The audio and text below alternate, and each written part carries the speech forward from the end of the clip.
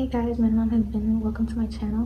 Please make sure कि आप like और सब्सक्राइब करो। इस वीडियो में कुछ बातें ट्रिगरिंग हो सकती हैं और मेरी टूटी फूटी उर्दू भी कुछ लोगों को गुस्सा दिला सकती है। So this is a warning. तो आज मैं आपको बताऊँगी कि मेरा पर्सनैलिटी डिसऑर्डर किस तरह हुआ, और मैं अपने बचपन के बारे में थोड़ा सा बताऊँगी और किन चीज़ों ने इस डिसऑर्डर को अफेक्ट किया है।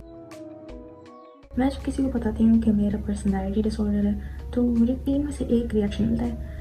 या तो लोग समझते हैं कि इन चीज़ों के बारे में अवेयरनेस होनी चाहिए और सपोर्टिव होते हैं, या फिर वो कहते हैं नहीं, तुम्हें पर्सनैलिटी डिसऑर्डर नहीं हो सकता, क्योंकि मैं उनकी स्टीरियोटाइप्स को फिट नहीं करती। और कुछ लोग ऐसे हैं जो मुझे कहते हैं कि इस तरह के लोगों को किसी आइलैंड में सोसाइटी से दूर बंद कर दिया जाए। ये मेरे लिए बहुत हार्ट ब्रेकिंग है, क्योंकि ऐसे बहुत से लोग हैं जो इम्प्रूव करना चाहते हैं और उनके लिए इतनी नफरत है, चाहे उन्होंने कुछ गलत ना किया हो, जस्ट फॉर एग्जिस्टिंग।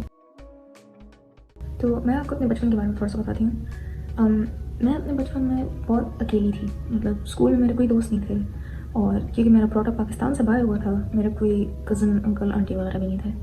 तो जब भी मुझे आउटसाइड वैलिडेशन मिलती थी मैं उसका बहुत ज़्यादा ख्याल करती थी।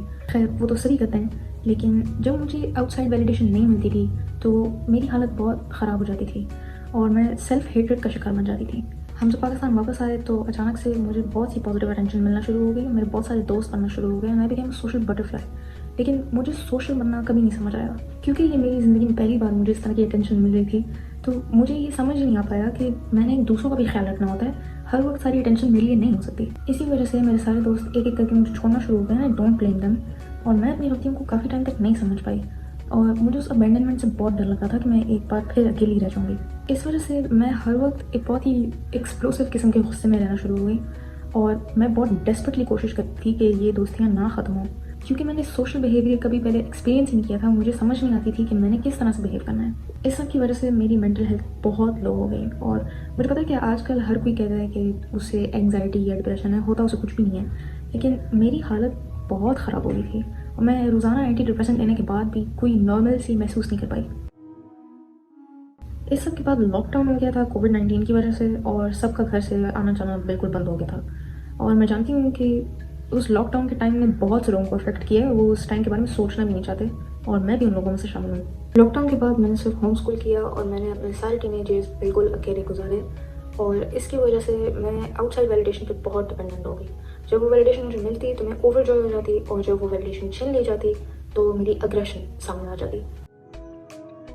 मुझे नहीं समझ आती कि मेरे जैसे लोगों को अदराइज करने से क्या अचीव होता है। हम पहले से छुपे हिडन रहते हैं, और मैंने अक्सर सुना है कि मुझे असल में पर्सनैलिटी डिसऑर्डर नहीं हो सकता, क्योंकि मैं किसी असाइलम में बंद नहीं हूँ। इन्होंने लोगों को छुपे रहने और खामोश रहने में बुली करके रखा है। तो जब कोई नॉर्मल इंसान आकर बोलता है कि उसे पर्सनैलिटी डिसऑर्डर है, उसे तो हो ही नहीं सकता है ना।